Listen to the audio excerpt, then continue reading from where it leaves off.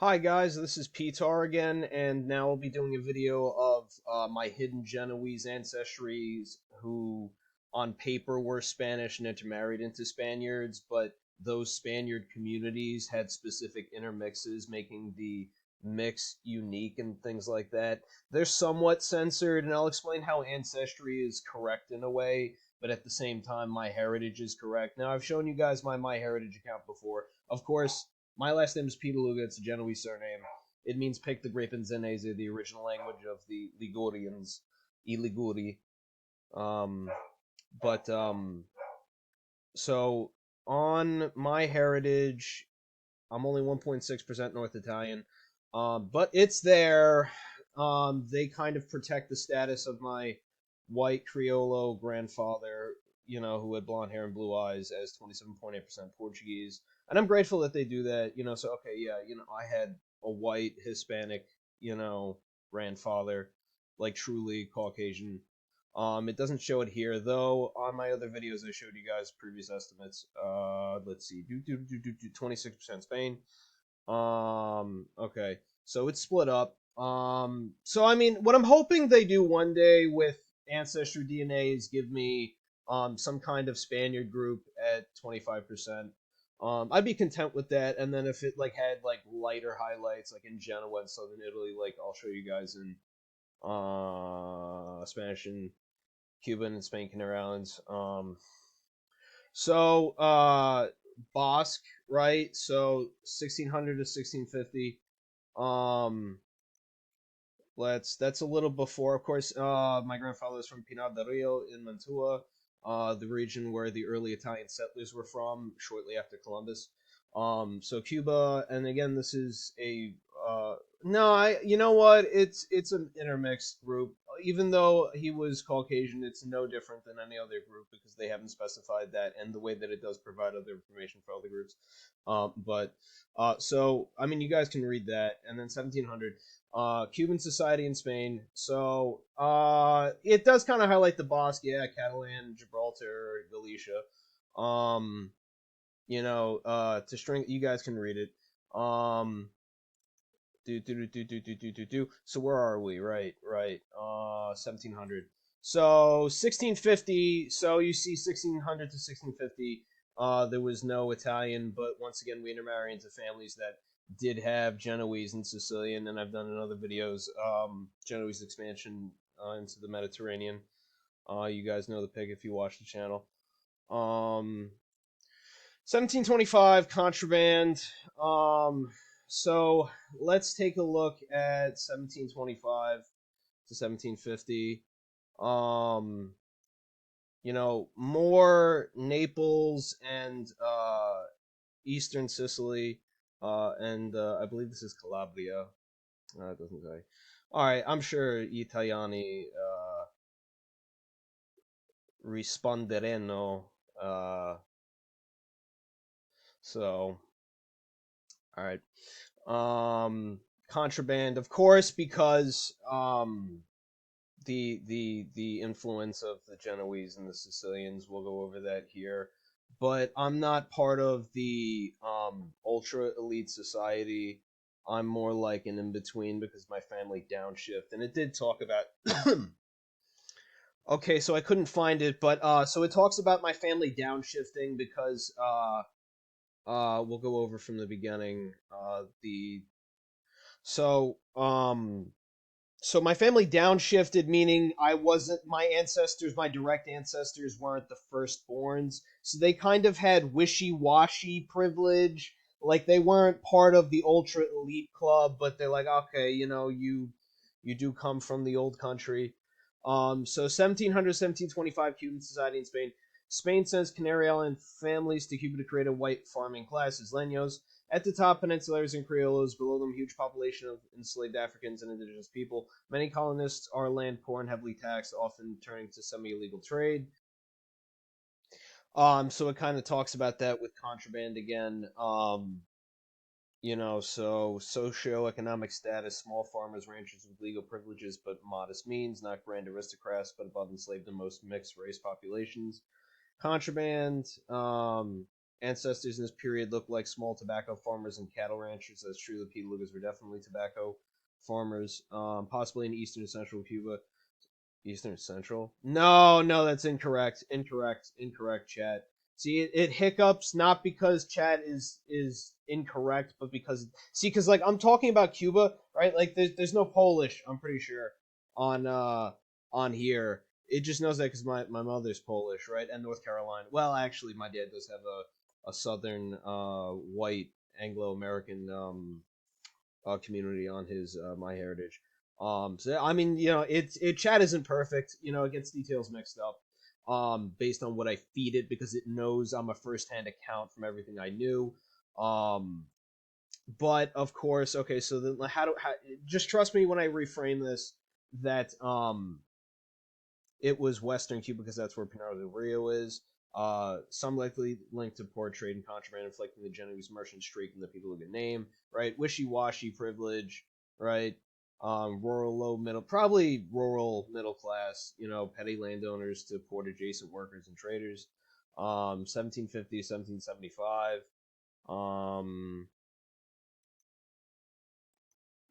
Right here. Spain's monopoly ends, and it just looks, it's just an identical Spain-like feature. No, it has to be more specific than that. I don't trust them because yeah, so I don't trust them because again, 1750 to 1755. Um, again, I mean, they have similar dots. Don't get me wrong, but they're not like grasping certain key features enough that My Heritage is kind enough to give us. With the Basque and the Madrid and the Barcelona and but most heavily Basque, Madrid and near Seville and Gibraltar, which is actually where I have probably likely a distant cousin who lives in England, whose family comes from Gibraltar. And on his Ancestry DNA account, I have pics. I won't share them because he told me not to. But the thing is, he does have actual like percent Sicilian, Sardinian, and northwest Italy, which is where Genoa is the most. Um, and he has actual percentages of like Germany, France, like small percentages England, like in particularly in Cornwall, things like that. So, but as I zoom out, you see it's very heavy in Sicily too. Right. So Spain's monopoly ends, and the implications of that. Let's just go ahead and zoom. 1750, 1800, sugar and slavery, right? And all right, sugar boom and class polarization, right? Wealthy planter class emerges. Inland towns attract artisans, traders, and laborers. Cultural life grows. Your line is tied to the sugar economy, but not at its pinnacle. Likely roles: mid-scale planters, overseers, estate technicians, or town artisans and traders serving sugar mills, carpentry, wagoners, shopkeepers.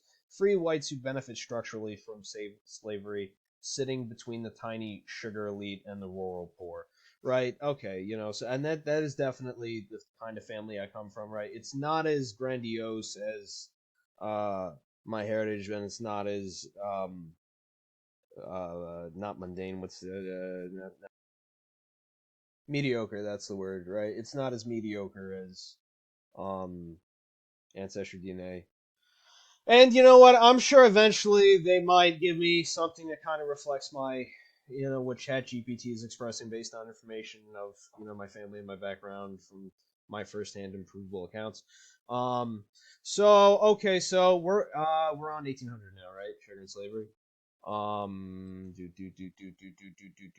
Sugar Drive settlement. Okay, so this is probably correct. Yeah, Basque because it gives me direct Basque migration and Catalan migration with still highlights in Gibraltar.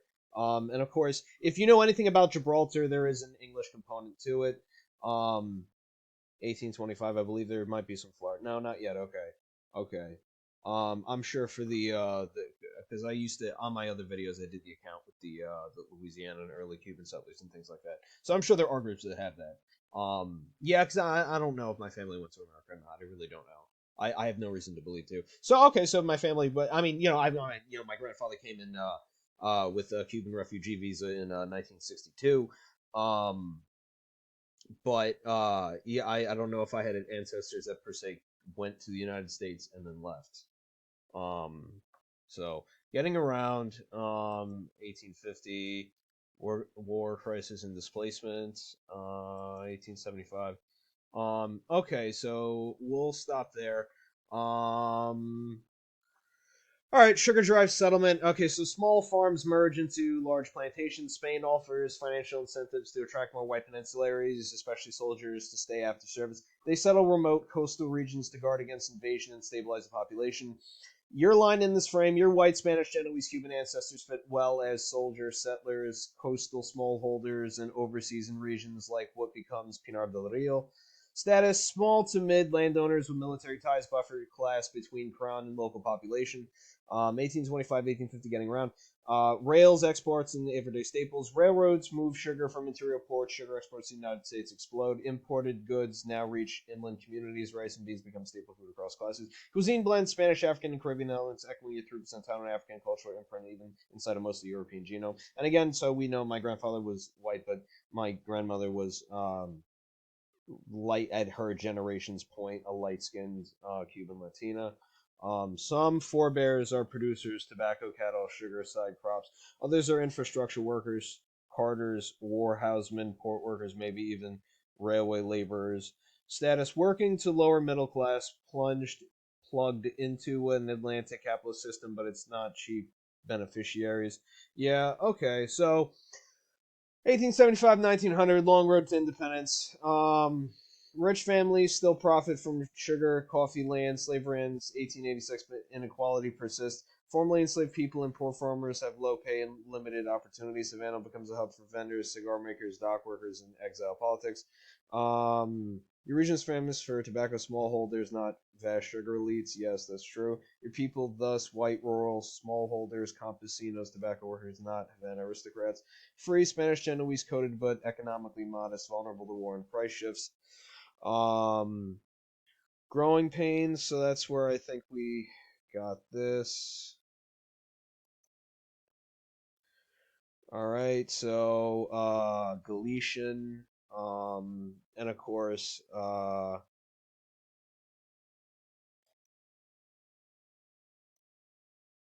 think it's Tampa, and I trust that.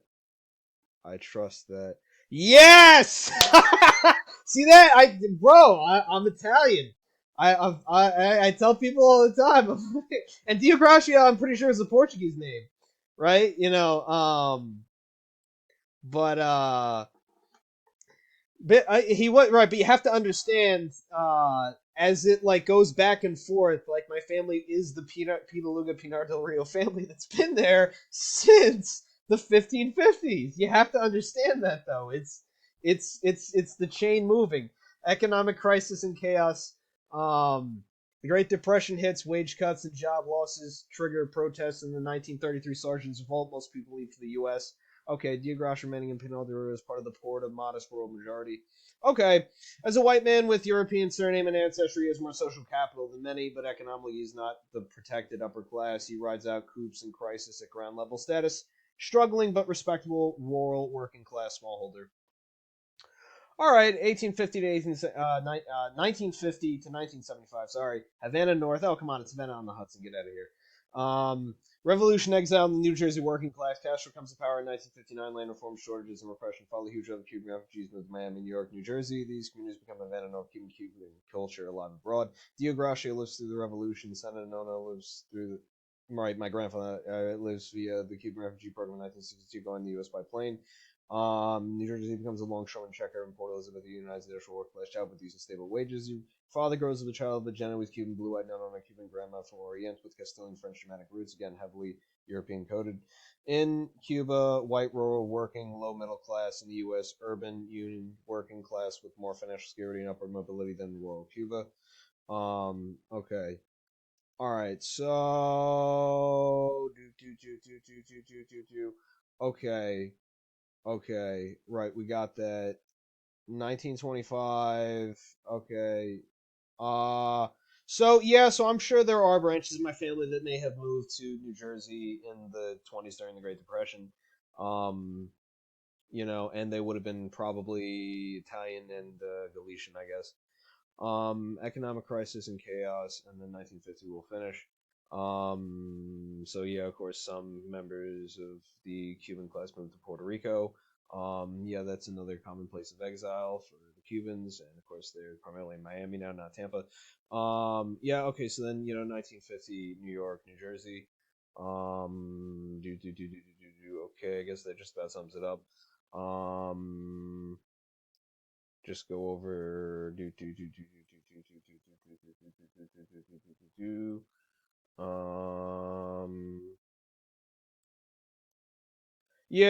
yeah, that's about the same. More Madrid, lighter highlights in the Basque and Catalan and the Canary Islands.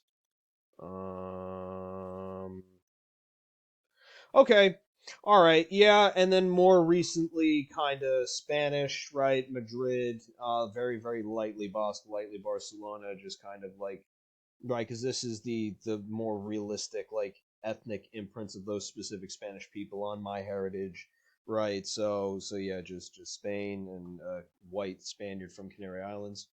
Um, okay. Was let me think. Was there any other point? Right. So my final point was no disrespect to Portuguese people or anything else like that, but I mean, like, I just know from my firsthand account that my grandfather spoke Spanish, right? There are Portuguese words in Cuban dialect, but Cuban dialect is like supposedly the most insane Spanish dialect anyway. So, um, I'm sure there's Portuguese in there, but it's not just like Christopher Columbus isn't Portuguese. And that's a fact, it's more Galician. And yeah, in the earlier days, because Columbus directly himself married into Portuguese, many of the Genoese also did that. But it's right, and again, like I said, I appreciate they give me 25% European. I appreciate that. But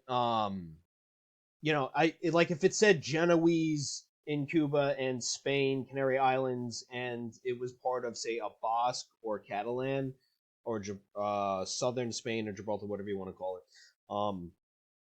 I would like that. I would like, and I would like that on Ancestry DNA as well. I think that'd be cool. Yeah, okay, so let's go over my more modest Cuban grandmother's Canary Islands because she's mostly just Canarian. Okay, so Gran Canaria and Tenerife. So let's go over that. Canary Islands lay off the coast of northwest Africa. Spanish colonizers arrived in the 1400s.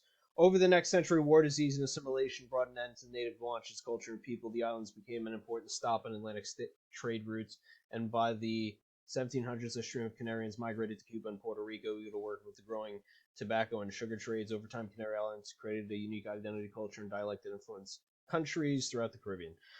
Okay, all right. So 1700. Okay, so yeah, and it does highlight Puerto Rico, of course. And like I'd like to. Oh, hold on one second. So from Italian websites that I've read before, La Catalogna, as they say in Nella Sud d'Italia, the Catalans do have some imprints of Southern Italian ancestry. So the Cuban flag was the original design, the design that came out first. Puerto Rico adopted it later. Um, and so the Catalan flag was based on the Cuban flag, which was the original, which in my opinion follows the aspects of Trinacria in Sicilia. I'm sure in some way, shape, or form. I'm sure Italiani sono. Sicuro. Sicuramente. So anyway, so I mean, like, Cuba's almost like the new Sicily of the new Roman Empire, and so you have Italy, which would be Florida, and Cuba, and of course, like, Genoa at the north, right? The ports.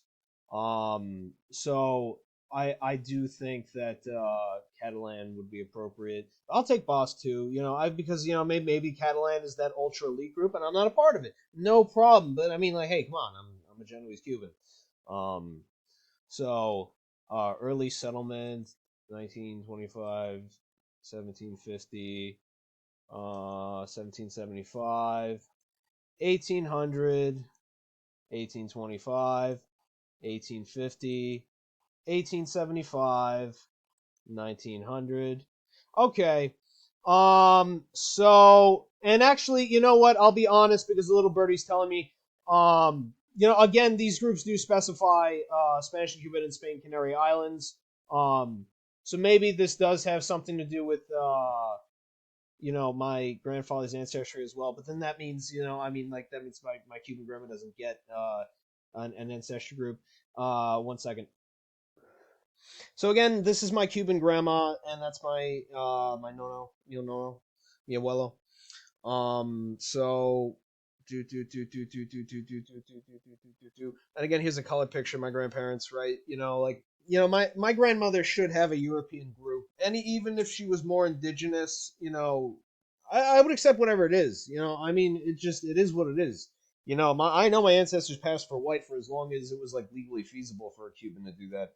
Um, so I mean, oh goodness, let me see here. There are some lights in Orient, so maybe it's giving. I don't know. Let's ask chat that. Let's go ahead and ask chat. Um, and it is recording, right? We're recording. Yes. Okay. Okay. Are ancestry DNA migrations specific to you or the group? Alright, so let's see. Or journeys. Well, I'm sure it knows what I mean. It would be nice if it hurried up, though.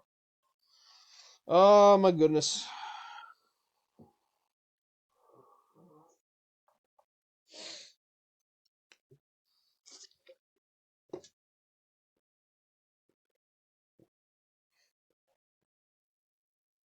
Okay. Alright, so they're built for the group, then personalized for you. The migration story itself, cards, maps, date ranges. That's based on a DNA community, thousands of people with DNA closer whose ancestors are so similar in records, so the textile arrays and not for your family. It's the general history of the genetic community, right? I kind of knew that. Okay, Ancestry then looks at your matches, your tree, and says, okay, Eric and the student Pinot Rio in 1899 tagged you, Arista here, okay, Sedimentuo tag him in the 1925 card.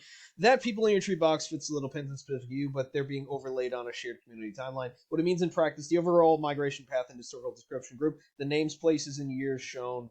Names, places. No. Hold on. I mean the regional highlights.